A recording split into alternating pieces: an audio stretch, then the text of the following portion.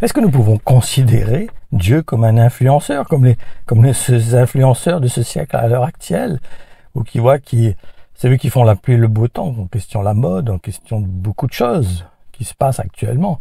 C'est eux qui influencent les gens. Attention de considérer Dieu de la même façon et de l'adapter à notre siècle. Nous ne pouvons pas adapter Dieu à notre siècle. Dieu reste Dieu. Il ne change pas, il est toujours le même.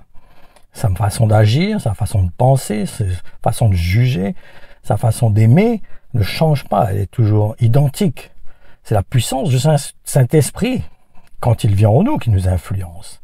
Autrement, on peut pas essayer d'influencer le monde. C'est sa parole qui influence le monde, accompagnée du Saint-Esprit qui influence le monde. Et je suis stupéfait quand je vois le nombre impressionnant d'influenceurs aujourd'hui qui se prétendent servir Jésus-Christ. Et si vous souhaitez, on va voir donc le mot influenceur dans ce qu'il nous dit vis-à-vis du Larousse. Il dit personne qui, par sa position sociale, sa notoriété ou son exposition médiatique, a un grand pouvoir d'influence sur l'opinion publique, voire sur les décideurs. Personne qui, en raison de sa popularité, de son expertise dans un domaine donné, la mode par exemple, est capable d'influencer les pratiques de consommation des internautes par les idées qu'ils diffusent sur un blog ou tout autre support interactif, comme les forums, les réseaux sociaux, etc. C'est ce qui se passe vis-à-vis des influenceurs de ce siècle. Mais c'est pas la façon que Dieu agit. Dieu agit avec la puissance de son esprit. Il y a une conviction qui vient dans notre cœur, qui produit une repentance en nous. En fait, les influenceurs de ce siècle sont comme des leurres. Vous savez ce que c'est un leurre? C'est un appât qui est généralement donc en plastique avec des couleurs chatoyantes et on le met sur un hameçon pour attirer les poissons à le gober. En effet, ces couleurs fluo éveillent la curiosité et l'appétit des poissons. Par contre, ce genre d'appât ne doit pas rester fixe. Il faut le lancer très loin et après le ramener vers soi assez vite. En effet, il ne doit pas rester sur place. Autrement, le poisson, il va s'approcher et verra que ce n'est pas comestible. Les églises charismatiques œuvrent de la même façon. Leurs dirigeants font beaucoup de mouvements, de bruit, de spectacles. Ils aiment les choses grandioses, les choses spectaculaires. Ils font beaucoup de gestes. Ils sont en général aussi très éloquents. En effet, ils ne sont pas comme Moïse qui bégayait, ou comme l'apôtre Paul qui reconnaît que c'est lorsqu'il est faible qu'il devient fort, car c'est à ce moment que l'Esprit de Dieu agit dans un serviteur de Dieu. Ou lorsque la population d'une ville a voulu les vénérer, qui leur ont répondu qu'ils ne sont que des hommes comme eux, identiques à eux. Ces serviteurs charismatiques ont aussi tendance à beaucoup se déplacer. Leur technique est de surprendre leur auditoire, attirer, les emmener à les séduire, comme vous savez, comme ces personnes de cabaret ou ces personnes qui font des spectacles où ils essayent d'appâter les gens, de séduire les gens, les emmener à captiver ceux qui sont présents. Et cela donc pour éveiller leur curiosité, car cela permet d'ouvrir donc leur appétit au sensationnel. Le but, bien sûr, est de séduire le maximum de personnes. Et le problème, c'est qu'ils ne dispensent pas l'évangile de la même façon que le faisaient les premiers apôtres.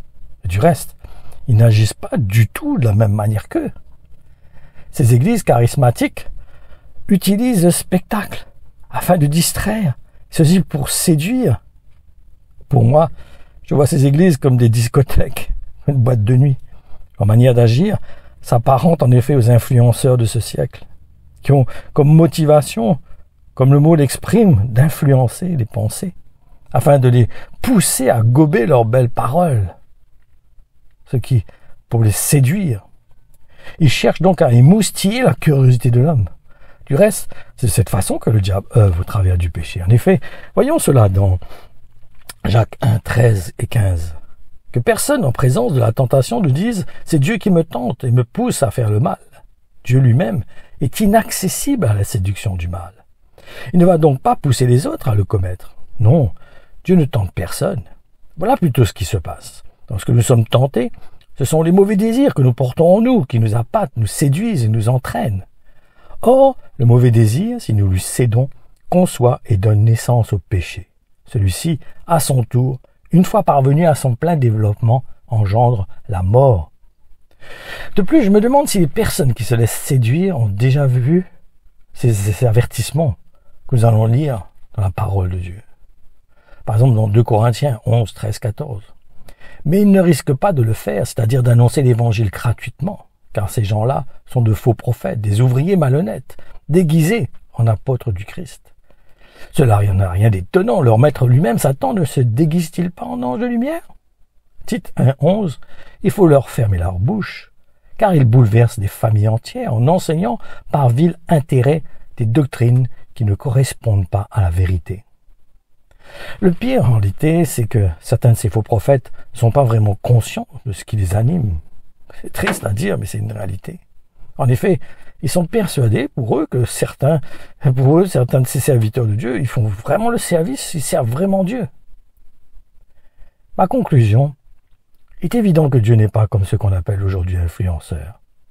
Il n'utilise pas des subterfuges comme de belles promesses pour influencer ceux qu'il a choisis. Il ne dit pas Dieu vous aime, Dieu va vous guérir, Dieu va faire ceci, Dieu va faire cela. C'est pas la manière que Dieu agit. En effet, regardons ce que comment Jésus-Christ a communiqué l'évangile. Il disait, de Matthieu 10, 34 à 39, « N'allez pas croire que je suis venu apporter la tranquillité sur la terre. Ma mission n'est pas d'apporter la tranquillité, mais la lutte. Oui, je suis venu mettre en opposition le fils et son père, la fille et sa mère, la belle-fille et sa belle-mère. On aura pour ennemis ceux de sa propre famille. Celui qui aime son père ou sa mère plus que moi n'est pas digne de moi. Celui qui aime son fils ou sa fille plus que moi n'est pas digne de moi. Et celui qui ne se charge pas de sa croix pour me suivre n'est pas digne de moi. Celui qui s'accroche à sa vie pour la sauver à tout prix la perdra.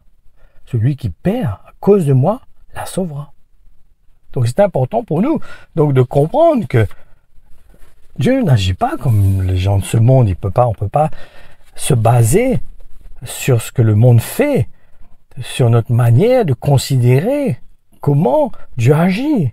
Il n'agit pas par rapport au monde, c'est impossible. On ne peut pas penser ou même imaginer que Dieu agit en accord, en symbiose avec la manière que le monde agit. Autrement, ça veut dire que Dieu est un pécheur. Dieu n'est pas un pécheur, Dieu est saint, 3 fois saint. Et quelque part, nous devons comprendre et saisir que Dieu ne peut pas agir comme le monde. Il ne peut pas agir dans le même état d'esprit que le monde. Donc nous n'attendons pas, ne cherchons pas du spectaculaire, ne cherchons pas les choses grandioses. Parce que Dieu, ce qu'il veut faire, il veut faire une œuvre dans notre cœur pour nous emmener à être comme lui, à être identique à lui. Même si Jésus-Christ faisait plein de miracles, il dit qu'il n'y avait pas assez de livres, il n'y aurait pas eu assez de livres pour écrire tous les miracles qu'il aurait fait. Mais c'était le Messie, il voulait démontrer au monde qu'il est le Messie. Et l'évangile que nous partageons, que nous exprimons, si nous l'exprimons dans le même état d'esprit que lui-même l'a partagé, que les apôtres l'ont partagé, le Saint-Esprit va confirmer cette parole. Ce n'est pas à nous à essayer d'influencer Dieu à agir. Dieu, Jésus-Christ, obéissait à son Père. Il ne faisait pas du spectacle ou du spectaculaire. Jésus-Christ ne faisait que ce que son Père lui disait d'accomplir. Il ne faisait pas des choses de lui-même, de sa propre initiative. Ce qu'il accomplissait, c'était sur la montagne le soir. Le Père lui disait ce qu'il devait faire le lendemain, la parole de Dieu nous dit. Et le Saint-Esprit aussi, des fois, le saisissait, œuvrait au travers de lui pour toucher des personnes. Ou comme l'apôtre Pierre aussi, ou l'apôtre Paul, quand il nous dit, par exemple, que l'apôtre Pierre, son mouchoir, simplement, il suffisait qu'il donne son mouchoir à quelqu'un pour que la personne soit guérie. Ou que son ombre guérisse, c'est-à-dire, c'est pas son ombre, bien sûr, mais le fait d'être autour de lui suffisait pour guérir les gens auxquels il passait à côté. Donc, faisons attention et comprenons que réellement, on ne peut pas mettre Dieu au même niveau que le monde. On ne peut pas s'attendre à voir Dieu agir et croire que Dieu est en train d'agir alors que c'est dans le même esprit que le monde. Il ne peut pas agir comme le monde.